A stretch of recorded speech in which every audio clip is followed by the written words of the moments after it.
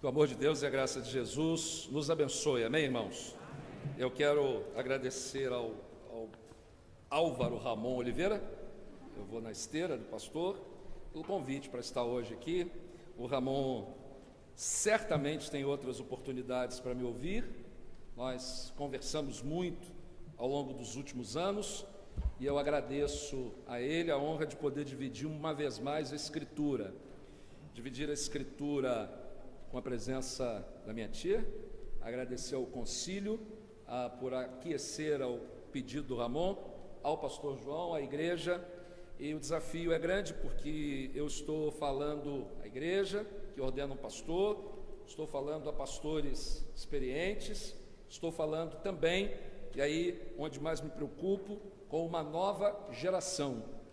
Eu acho que aquilo que marca esta noite é o contato da nova geração no ministério pastoral e que servirá no ministério pastoral e além dele, nas nossas igrejas. O trabalho do pastor, ele não aparece se não houverem pessoas dedicadas ao ministério, tal qual a ele, para servir. Então, a nossa fala nesta noite é nesta direção. Eu desejo tratar sobre teologia do ministério pastoral, falar sobre o mistério da consagração. Abra sua Bíblia no livro de Atos dos Apóstolos, capítulo 10, de 9 a 35. Se você pode, fique de pé e nós vamos ler a Bíblia. Abra ou, mais sofisticadamente, ligue a sua Bíblia, acesse a sua Bíblia digital, Atos dos Apóstolos, capítulo 10, de 9 a 35. Penso eu que o ministério da consagração é um mistério. E a minha ideia hoje toda é caminhar nessa direção. Estamos diante de um ato misterioso. Logo em seguida ao sermão, Ramon será convidado a estar numa determinada posição, ele vai ajoelhar, haverá uma oração de imposição de mãos, e quando ele levantar, ele será chamado de pastor Álvaro Ramon Oliveira. Isso para mim é um mistério, como isso acontece. Eu não sei exatamente a mecânica do mistério, mas algumas coisas que no meio do mistério ficam claras, e eu vou dividir com você à luz da experiência de Pedro, Atos 10, de 9 a 35, a minha versão é NVI, acompanhe na sua Bíblia. No dia seguinte, por volta do meio-dia, estando eles viajavam e se aproximavam da cidade, Pedro subiu ao terraço para orar. Tendo fome, queria comer. Enquanto a refeição estava sendo preparada, caiu em êxtase. Viu o céu aberto e algo semelhante a um grande lençol que descia à terra preso pelas 4 pontas, contendo toda a espécie de quadrúpedes, bem como de répteis da terra e aves do céu. Então uma voz lhe disse: levante-se, Pedro, mate e coma. Mas Pedro respondeu: de modo nenhum, Senhor, jamais comi algo impuro ou imundo. A voz lhe falou segunda vez: não chame impuro ao que Deus purificou. Isto aconteceu 3 vezes, e em seguida o lençol foi recolhido ao céu. Enquanto Pedro estava refletindo no significado da visão, os homens enviados por Cornélio descobriram onde era a casa de Simão e chegaram à porta. Chamando, perguntavam se ali estava hospedado Simão, conhecido como Pedro. Enquanto Pedro ainda estava pensando na visão, o Espírito lhe disse: Simão, 3 homens estão procurando por você. Portanto, levante-se e desça. Não hesite em ir com eles, pois eu os enviei. Pedro desceu e disse aos homens: eu sou quem vocês estão procurando. Por que motivo vieram? Os homens responderam: viemos da parte do centurião Cornélio. Ele é um homem justo, temente a Deus, respeitado por todo o povo judeu. Um santo anjo lhe disse que o chamasse à sua casa para que ele ouça o que você tem para dizer. Pedro os convidou a entrar e os hospedou. No dia seguinte, Pedro partiu com eles e alguns dos irmãos de Jope o acompanharam. Outro dia, chegaram a Cesareia. Cornélio os esperava com seus parentes e amigos, mais íntimos que tinha convidado. Quando Pedro ia entrando na casa, Cornélio dirigiu-se a ele e prostrou-se aos seus pés, adorando-o. Mas Pedro o fez levantar-se, dizendo: levante-se, eu sou um homem como você. Conversando com ele, Pedro entrou e encontrou ali reunidas muitas pessoas e lhes disse: vocês sabem muito bem que é contra a nossa lei um judeu associar-se a um gentio ou mesmo visitá-lo. Mas Deus me mostrou que eu não deveria chamar impuro ou imundo a homem nenhum. Por isso, quando fui procurado, vim sem qualquer objeção. Posso perguntar por que vocês me mandaram buscar? Cornélio respondeu: há 4 dias eu estava na minha casa orando a esta hora, às 3 horas da tarde. De repente apresentou-se diante de mim um homem com roupas resplandecentes, que disse: Cornélio, Deus ouviu a sua oração e lembrou-se de suas esmolas. Mande buscar em Jope a Simão, chamado Pedro. Ele está hospedado na casa de Simão, curtidor de couro, que mora perto do mar. Assim, mandei buscar-te imediatamente, e foi bom que tenhas vindo. Agora, estamos todos aqui na presença de Deus, para ouvir tudo que o Senhor te mandou dizer-nos. Então Pedro começou a falar: agora percebo verdadeiramente que Deus não trata pessoas com parcialidade, mas de todas as nações aceita todo aquele que o teme e faz o que é justo. Esta é a palavra do Senhor. Amém, irmãos? Você pode se sentar. Mistério da consagração. Porque aquilo que disse que vai acontecer com o Ramon daqui a pouco, que parece para todos nós uma coisa misteriosa, e gera-se uma dúvida, afinal de contas, por que depois de ajoelhar, alguém ora com a mão na cabeça, levanta e se torna um pastor? É exatamente aí. Eu tenho certeza que a história do Ramon já conhecida, e se não é por todos, na última sexta-feira ou foi no seu concílio, quando interrogado pelo examinador, pastor Newton, ele começou contando a sua história de conversão chamada. Todo mundo sabe que o chamado do Ramon e a sua consagração, ela não acontece exatamente neste momento. Aliás, a palavra consagrado quer dizer estar com o sagrado.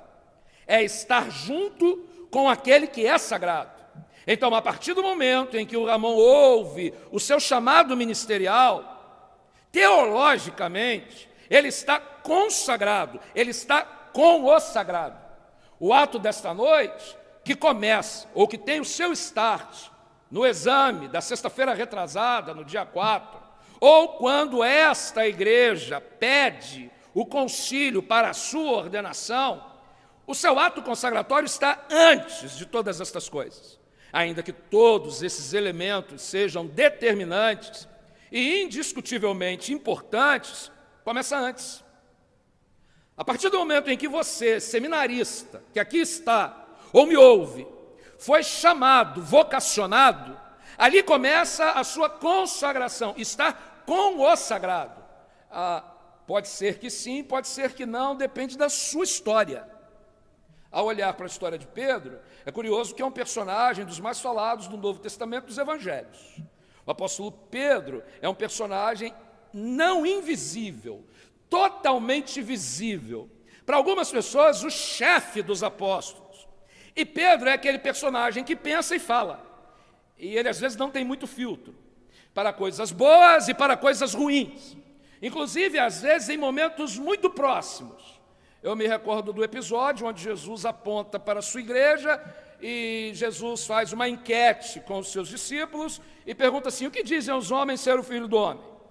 E eles vão dizendo, um diz que você é Elias, outro Jeremias, ou um profeta. O ibope está colocado.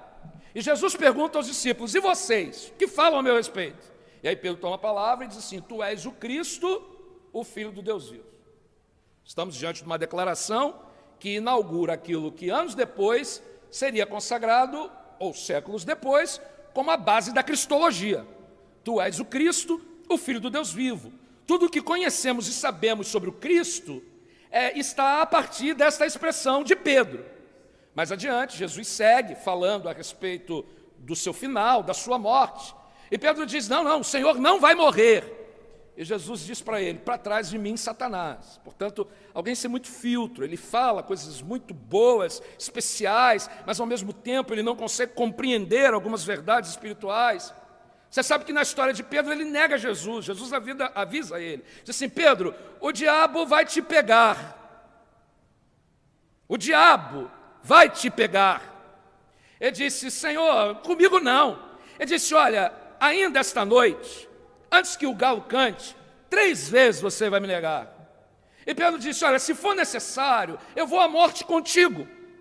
A Bíblia diz que Jesus separa os discípulos, ele pega Pedro, Tiago e João, leva até o Getsemane para orar, e Jesus ora com eles e diz, eu vou além orar, vocês fiquem aqui, vigiem, e eu vou ali orar. Enquanto Jesus está lá orando, ele volta e pega Pedro, Tiago e João dormindo.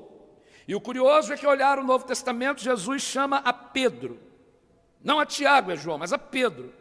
E diz a ele, mas você não pode vigiar comigo 1 hora, você já está dormindo.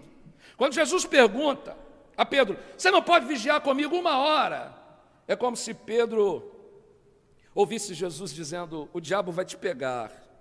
E Pedro dizendo, comigo não, Senhor. Eu não vou trair o Senhor e não abandono o Senhor, em nenhum instante. Pedro disse a Jesus, se necessário eu vou até a morte contigo. E Jesus volta e encontra Pedro dormindo e diz, você não consegue velar 1 hora, Pedro, como vai comigo até a morte? Jesus é levado ao Sinédrio, é julgado, e lá a primeira pessoa passa por Pedro e pergunta, você é do grupo dele? Ele diz, não. A segunda pessoa passa, pergunta, ele responde da mesma forma. A terceira pessoa passa e diz, olha, o teu sotaque é igual ao dele. Ele nega, espraguejando, o galo canta. Jesus olha para Pedro de longe, e Pedro baixa a cabeça e diz a Escritura que ele sai dali chorando amargamente, porque ele houvera traído Jesus. No Evangelho de João, capítulo 21, há um texto que mostra a reconciliação de Jesus e Pedro. Quando Pedro sai para pescar, não pegam nada, e aí há um homem na praia, tem peixe aí? E eles dizem, não pegamos nada. Joga do lado direito, vai ter peixe. Eles jogam a rede, segundo o Evangelho de João, vem com 153 grandes peixes. E aí João diz assim, a gente já viu essa história, isso é Jesus. Pedro tira a capa, pula no mar, porque não quer encontrar com Jesus face a face. Depois Jesus o chama e diz assim, Pedro, apacenta as minhas ovelhas.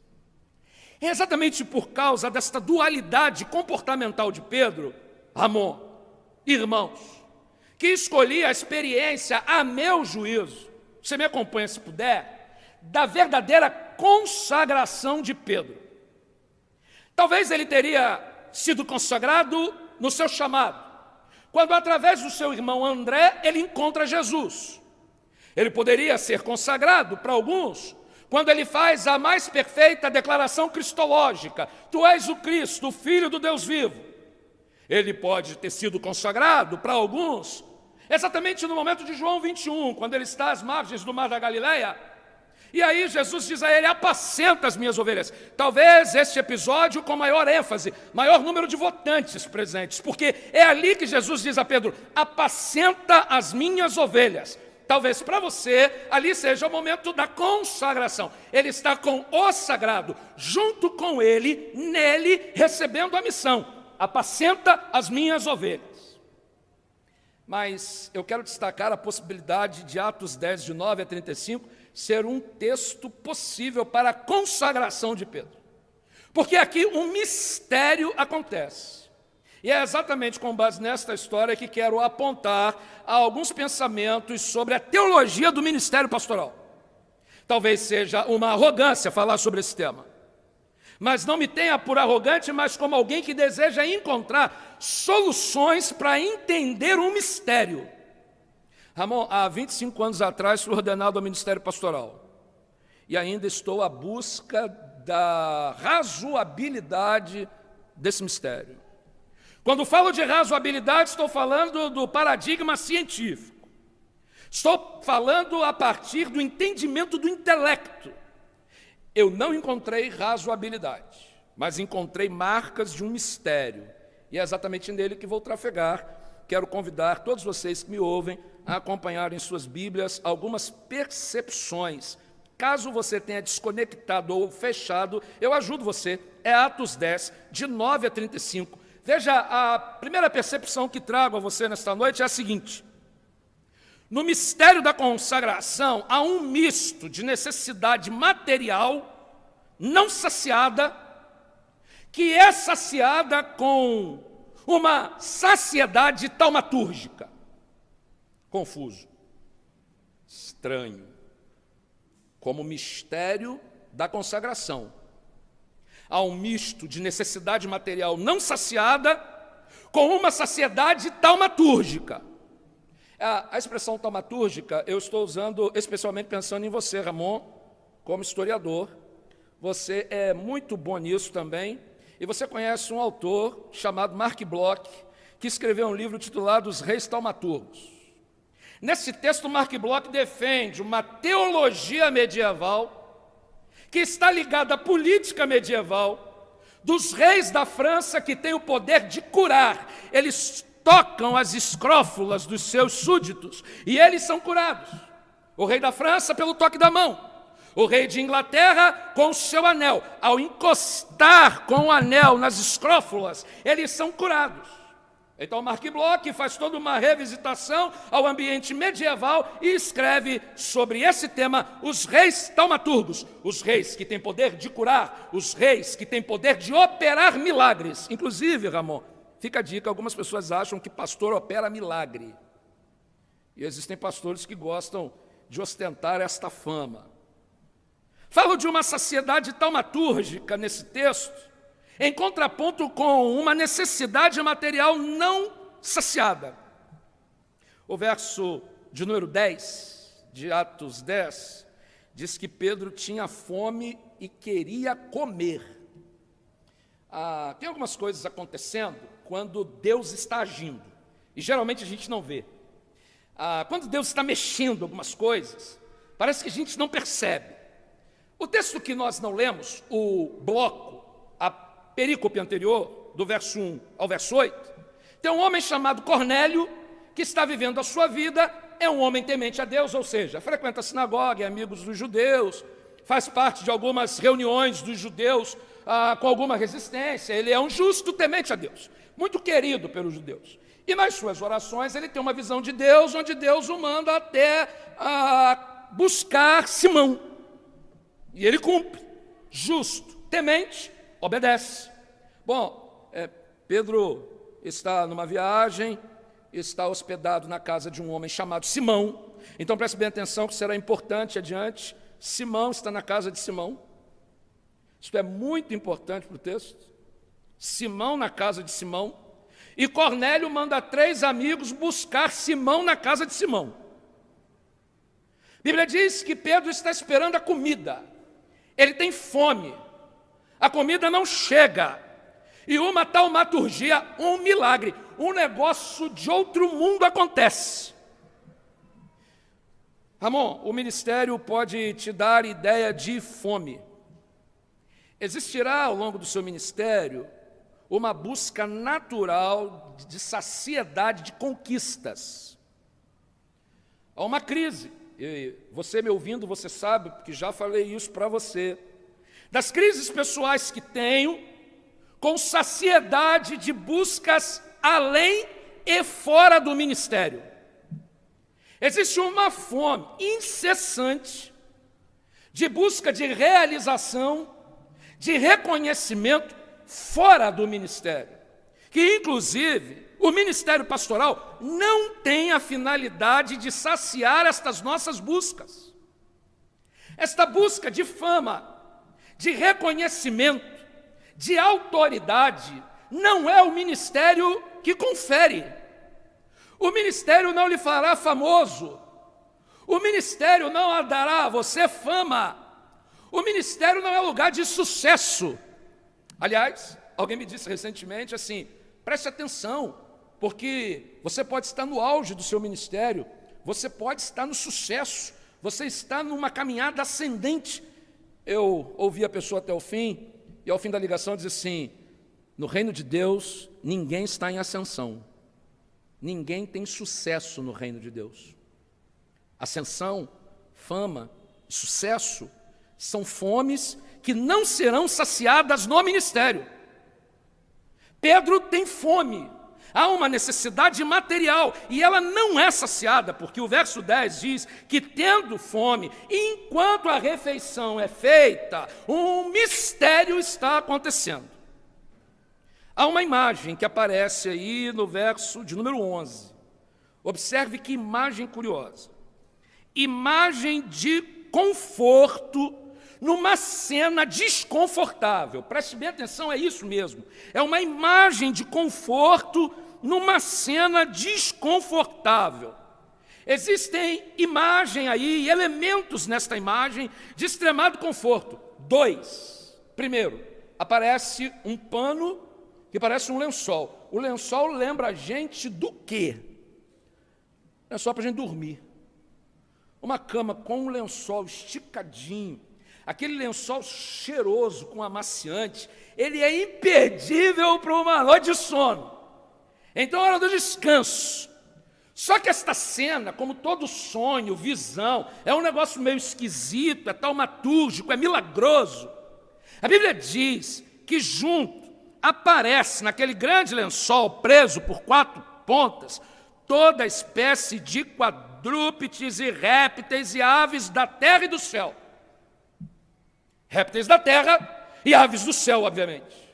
A Bíblia diz então que Pedro olha aquilo tudo e uma voz diz a ele, Pedro, mata e come. Lençol mais alimento, conforto, confronto. Você tem que matar e lutar para comer coisas que você julga impura. Preste bem atenção, o pastoreio esconde pessoas que querem o lençol e a comida. E o pastoreio, Ramon, não cabe para gente que só come e dorme. É uma imagem de conforto que parece trazer paz, mas de verdade ela traz confronto. E o ministério não é lugar de gente que come e dorme. Você sabe aquela história do gabinete pastoral? Pastor, está fazendo nada? Tem um minutinho para mim? Sabe aquela visita pastoral que o pastor chega e a criancinha de 12 anos diz assim, aqui em casa pergunta se o pastor trabalha em quê? Come e dorme. Não cabe no ministério, a imagem do lençol e da comida, Ramon, nunca podem lhe sugerir um come e dorme. Esta igreja que ora pede a sua ordenação, ela espera de você movimentos que produzam nesta igreja, ao comando do seu pastor titular, trabalho extenso, excessivo e pesado pelas ovelhas de Jesus. Há uma expectativa grande dos seus colegas de ministério, de colegiado, do seu pastor presidente, de investimento na sua vida, para que você invista a sua vida na vida de outros. O ministério não é lugar para come e dorme, para a turma do lençol, dos quadrúpedes e dos répteis e das aves. O ministério é lugar de gente que trabalha duro. E ele ouve uma voz dizendo, levanta, mata e come. Levanta, sugere trabalho. Mata, significa lute.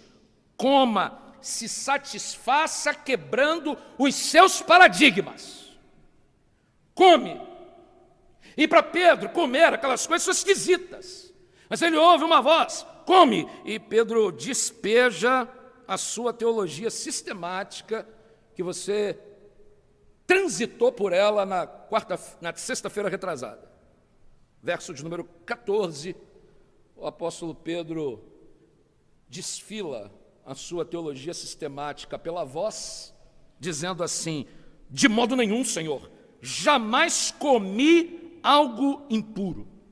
Preste bem atenção, nesta busca de saciedade material, quando ela não chega, vem uma saciedade taumatúrgica, sempre um desconforto no debate entre conceito versus preconceito. Você é um jovem pastor, ou será daqui a pouco. E hoje, o tema que mais balança os alicerces da fé cristã no mundo inteiro, mas sem autoridade para falar do mundo inteiro, falando do cenário de Brasil, que já é muito para nós, é o debate entre conceito e preconceito. Como alinhar e ajustar posições em tempos difíceis. Sobre algumas coisas, você foi apresentado e foi inquirido no seu concílio. Mas a partir de hoje, depois de trazer sobre si o título de pastor, alguns posicionamentos você deverá tomar. E como se colocar diante do conceito e preconceito? Quem lhe dará a teologia sistemática?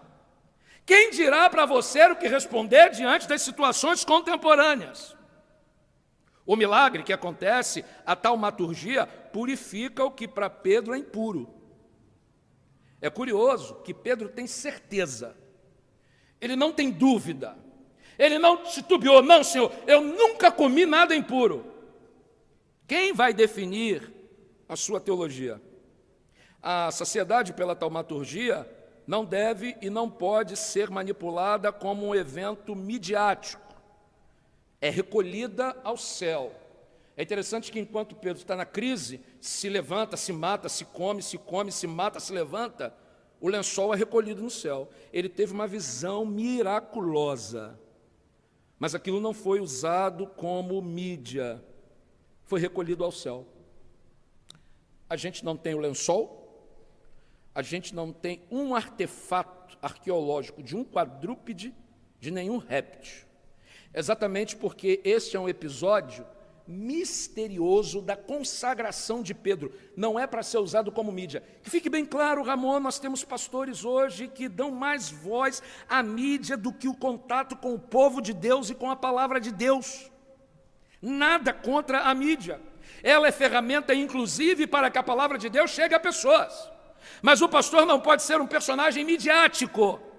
Ele é um personagem de visão de Deus, que ouviu a voz de Deus e que se relaciona com o povo de Deus. É uma taumaturgia didática.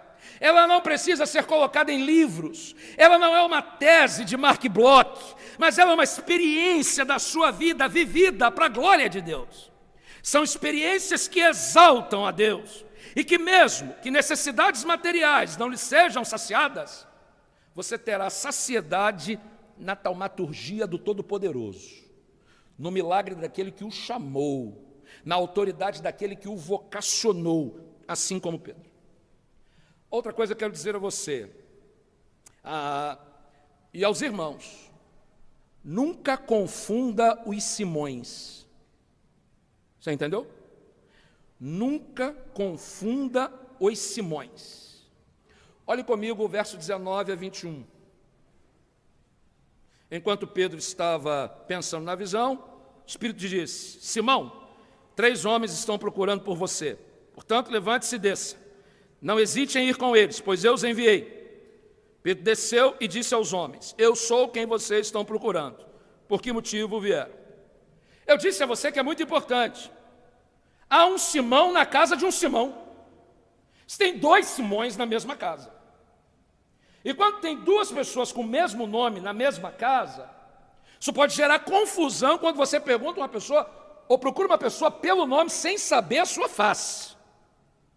Hoje nós temos ferramentas para conhecer as pessoas, até pessoas que a gente não quer conhecer, a gente conhece, é verdade ou não é? De vez em quando o Facebook sugere lá, sugestão de amizade. Eu nem quero conhecer aquela pessoa, mas ele está me sugestionando.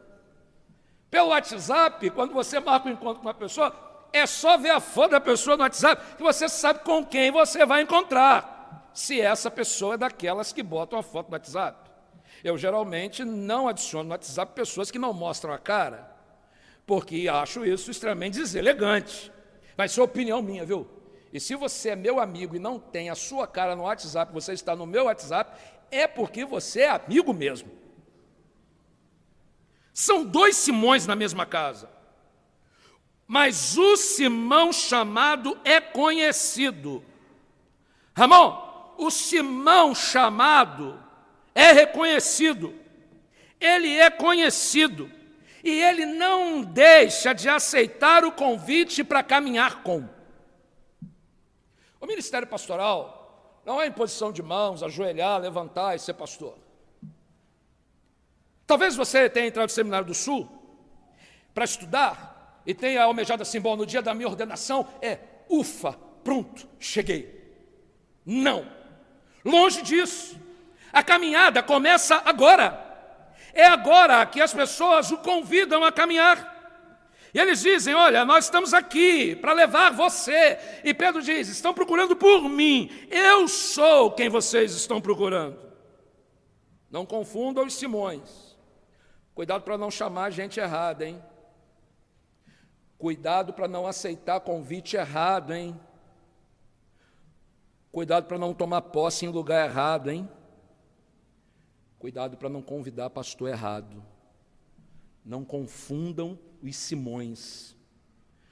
Não é porque você se chama Álvaro Ramon e é amigo de Álvaro Ramon que você também é chamado para o ministério, tá? Há um Simão da casa e há um Simão chamado. Não confundam os Simões. Um terceiro mistério. O mistério da consagração impõe, e a todos aqueles que estão no ministério, que almejam o ministério, guardam isso. O ministério e o mistério da consagração impõe não aceitar honrarias e reverências. O mistério da consagração não lhe dá autoridade para aceitar honrarias e reverências. Verso 25 a 27 do texto que lemos. Quando Pedro ia entrando na casa de Cornélio, Cornélio dirigiu-se a ele e prostrou-se aos seus pés, o adorando. Mas Pedro fez levantar-se, dizendo, levante-se, eu sou um homem como você. Conversando com ele, e Pedro vai conversando e conversando com ele, não, levanta, para com isso, ei, para, não. Tem pessoas que esperam o ministério pastoral para começarem a andar diferente. Ele pisa diferente, ele imposta a voz diferente, ele usa um perfume diferente, aquele perfume santo, CC Noir, sacrossanto, com cheiro de enxofre. Ele troca todo jeito e, de verdade, vira uma maquete de personagem. Não é nem um personagem, é uma maquete. Seja o que você é, não se transfigure. Tenha cuidado com o rito que o cargo exige, mas não receba honrarias nem reverências. O cargo exige rito, mas honrarias e reverências pertencem exclusivamente a Deus. E você deve, ao longo de todo o seu ministério, com humildade, conversar com as pessoas. É assim que nós devemos nos portar. Tenho a impressão que o Pedro ovacionado, ao dizer, tu és o Cristo, o Filho do Deus vivo, que ovacionado foi pelo próprio Jesus, que diz ele assim, bem-aventurado és tu, Simão Barjonas, porque não foi carne e sangue que o revelou, mas o meu Pai que está no céu. Você recebeu uma revelação do Pai, e nós estamos diante da fala do Filho do Pai. Pedro é ovacionado pelo próprio Jesus. Mas quando Cornélio se prostra para o adorar, ele seguramente, Ramon, não lembrou disso. Ele lembrou do dia em que alguém perguntou assim, você andava com ele? Ele praguejou, e o texto bíblico diz que Jesus olhou para ele e ele saiu chorando amargamente.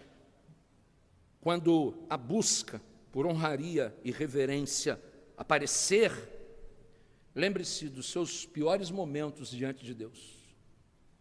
Lembre-se que você não é diferente de nenhuma das suas ovelhas, que você não é melhor do que ninguém no reino de Deus, porque todos dependemos da graça do Senhor. O mistério da consagração impõe, não aceite honrarias e reverências. Outra coisa, quero dividir com você à luz do texto. O mistério da consagração habilita a testemunhar da transformação interior e ultrapassar a barreira cultural e estilística. Isso mesmo. Mistério da consagração te habilita a testemunhar a transformação que você teve interiormente e ultrapassar barreira e estilo. Verso 28, a Bíblia conta que Pedro diz o seguinte, verso de número 28, vocês sabem muito bem que é contra a nossa lei um judeu associar-se a um gentio ou mesmo visitá-lo, mas Deus me mostrou que eu não deveria chamar impuro ou imundo a homem algum. Nós temos dado pelo povo, e mal dado, a autoridade para dizer quem serve, quem não serve, o que pode, o que não pode, quem deve vir, quem não deve vir. E nós, pastores, somos muito sensíveis a esta possibilidade. O mistério da consagração dá a você o direito de testemunhar da transformação interior que aconteceu dentro de você. A sua vida inteira será contar a transformação que você teve. Não é contar a sua história para a sua vanglória. Não é apresentar o seu currículo, porque ele geralmente não interessa a ninguém. Aliás, o reino de Deus não deveria ser feito de currículos humanos. O que conta para você é a transformação que o Senhor fez na sua vida. O que conta para nós, pastores, é aquilo que o Senhor fez na minha vida e na sua vida no dia da sua conversão. O que vale para nós é aquilo que Deus falou conosco no dia da nossa vocação. O que conta para nós é a transformação de ultrapassar a barreira cultural que realizamos ao longo de toda a nossa jornada ministerial. E é isso que Pedro faz na casa de Cornélio. Eu vim aqui para dizer que na minha tradição, na minha teologia sistemática, esse negócio não cabe, mas Deus falou comigo, não diga que é impuro algo que eu tornei puro. Não diga que não serve algo que Deus escolheu. Não diga que não preenche os requisitos a alguém a quem o Senhor abençoou. Seja sensível e escute a voz de Deus. O mistério da consagração o habilita para isso. Outra coisa que está no texto e no verso 29, Ramon fica uma dica para pastores, verso 29. E agora mesmo à tarde eu conversava com Ivanilton Júnior e um outro amigo, o Renison, lá em nossa igreja, e dizia a eles, olha, quando você for chamado para alguma coisa, você deve perguntar assim, por que eu? Por que eu? À luz do verso 29, Pedro diz assim, por isso quando fui procurado, vim sem qualquer objeção. Posso perguntar por que vocês me mandaram buscar? O mistério da consagração exige que quando alguém te convidar, você pergunte assim, por que está convidando a mim? Por que eu? Você sabe que existem alguns convites que são quase irrecusáveis, né? Tem convites que são irrecusáveis. Eu já dividi com o Ramon, já brinquei com ele muitas vezes, eu disse para eles assim, e disse até em sala de aula com colegas de teologia que estão aqui, eu brincando de sempre, meu sonho é ser pastor da primeira igreja batista de Londres. Eu adoro Londres. Fui em Londres algumas horas, não fiquei nem um dia lá, mas amei a cidade. Achei aquele rio Tâmisa lindo. Achei a torre maravilhosa, Big Ben é lindo, a abadia de Westminster, sensacional. Me satisfaz a primeira igreja batista em Londres. É a única igreja de onde saio do Rio da Prata, para pedir de Londres. Mas, meus irmãos, mesmo que a minha tia, com todos os seus contatos, consiga um convite da PIB de Londres para mim, eu tenho que perguntar antes assim, por que eu? Porque ainda que seja um convite irrecusável, é necessário saber o porquê do povo de Deus lhe convidar, amor. Pergunte às igrejas, às pessoas, por que eu? Porque a primeira igreja batista do Rio de Janeiro está promovendo a sua consagração nesta noite para o trabalho com jovens. Por que você? O que viram em você, o que esperam de você, por que você? Nunca se sinta apto para o ministério, porque nós nunca estamos. Não se sinta apto. Procure saber os objetivos. Eles precisam ser alinhados. Não esqueça disso jamais. Pedro ensina na teologia pastoral. Por que eu? Interessante que Pedro teve uma visão, Cornélio teve uma visão, eram 2 Simões na mesma casa, mas está tudo claro quem é o Simão que deve ir ou não. Está tudo claro do testemunho de Pedro no cenário, tudo bem resolvido. Mas Pedro pergunta, por que eu? Uma vez, Ramon, fui convidado para pregar numa igreja para processo de sessão pastoral. Eles pediram para chegar na igreja às 7 horas da manhã para servir um café. Aí havia uma mesa grande, eu sentei na mesa para o café e os irmãos da comissão todos em pé olhando eu comer. Tinha garfo, tinha prato, tinha colher, tinha xícara, tinha copo. Tinha uma garrafa de café, uma garrafa de chá, uma garrafa de leite, a de suco. Eu peguei o suco. Os irmãos disseram, o senhor não bebe café? Eu disse, não, minha religião não permite. Ele disse, como assim? Eu falei, é brincadeira, eu só não gosto de café. Olharam como eu partia o pão. Se eu botava manteiga dos 2 lados, e eu tenho um hábito, eu passo manteiga de um lado do pão, do outro lado do pão, até encher bem de manteiga e aperto para a manteiga escorrer por fora. Estavam analisando. Ei, isso não é importante. Ei, saber quanto uma igreja vai lhe pagar é determinante, mas não é definitivo. Saber o que o ministério pode lhe trazer ou não é muito legal, mas não define nada. A pergunta é, por que eu? Por que vocês mandaram me chamar? Uma outra coisa que está dentro do mistério da consagração é que o consagrado é reconhecido por todos, o seu chamado é notório. Verso de número 30, o texto diz assim, quando Pedro pergunta e Cornélio responde, há 4 dias eu estava em minha casa orando a esta hora, às 3 horas da tarde. De repente apresentou-se diante de mim um homem com roupa resplandecente que disse, Cornélio, Deus ouviu a sua oração, lembrou-se das suas esmolas, mande buscar em Jope Simão chamado Pedro. Ele está hospedado na casa de Simão, curtidor de couro, que mora perto do mar. Assim, mandei buscar-te imediatamente. O seu ministério é reconhecido por pessoas. E o consagrado é reconhecido por todos. No seu exame, na sexta-feira retrasada, haviam mais de 200 pessoas numa sala desta igreja. As pessoas reconhecem o seu ministério. Hoje há um grande número de pessoas aqui para o culto, onde você será consagrado oficialmente.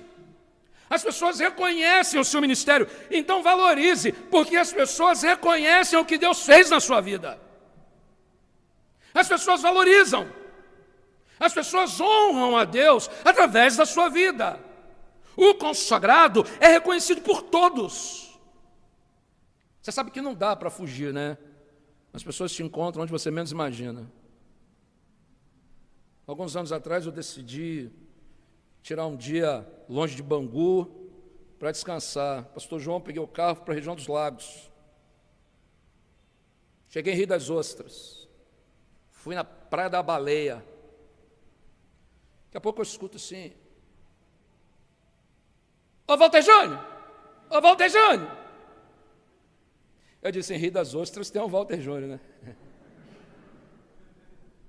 E, meus irmãos, aquela voz começou a me incomodar, porque ela veio com um tom assim meio litúrgico, como gente que chama na igreja. Eu falei, não é possível. Aí quando eu olhei, era uma amiga de juventude, de Belfor Roxo, que também estava em Rio das Ostras. Cumprimentei ela, disse, oi Kátia, tudo bem? Ela, tudo bem, que bom te ver aqui. Está fazendo aqui? Eu falei, nada, estou aqui, nada. Entrei no carro, Ronan, entrei no carro. saí de lá e fui para Búzios. Búzios, eu sou apaixonado pela praia de Jeribá. Fui para Jeribá. Peguei uma cadeira, aluguei um guarda-sol, porque graças a Deus o Senhor me dotou de melanina natural, não preciso de sol. Lá estava eu, e de repente vejo alguém falando assim: ô pastor Walter Júnior, tudo bem? Eu disse: aqui em Búzios deve ter um pastor Walter Júnior também. A amiga de um amigo meu, que estava lá vendendo cangas na praia. Você não posso nem vender para você, né? Eu falei: não pode não. Você está fazendo por aqui? Eu disse: nada. Entrei no carro e vim embora, moça. Voltei para Bangu. Porque o consagrado, ele é reconhecido por todos. Ramon, você nunca mais vai se esconder. Porque o consagrado, ele é reconhecido por todos. Ele está consagrado. Ao buscarem o sagrado, as pessoas vão esbarrar em você. Tenha atenção. O consagrado é reconhecido por todos. Valorize isso. Eu vou repetir uma frase que sempre digo: tenha cuidado da igreja, ame o reino de Deus, cuide dos servos da noiva, porque o noivo é ciumento. O noivo não trata bem quem trata mal a noiva dele. E ele não terá pena de nenhum de nós que tratarmos mal a sua noiva. Penúltimo lugar, eu vou terminar já. O mistério da consagração só é válido no que Deus quer falar através de você. O mistério da consagração dá a você palavras que Deus quer dizer ao povo. É isso que interessa.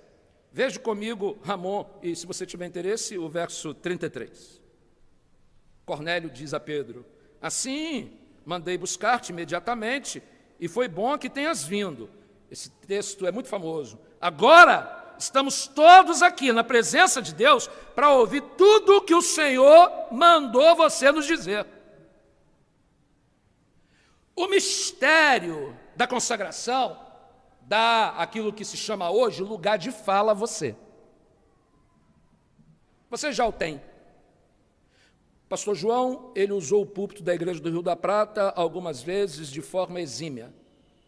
Haja vista a orientação dada pelo irmão e dos seus pastores por onde passou, em Seropédica, em Paracambi, sempre bem orientado. Mas deixa eu lhe contar uma coisa, Ramon, você não pode falar o que você quer. Púlpito não é lugar para você dar a sua opinião. As suas ovelhas não querem saber se você é de direita ou de esquerda. Isso não importa, porque vão ter ovelhas de direita e de esquerda. O púlpito não é lugar para você colocar os seus achismos historiográficos.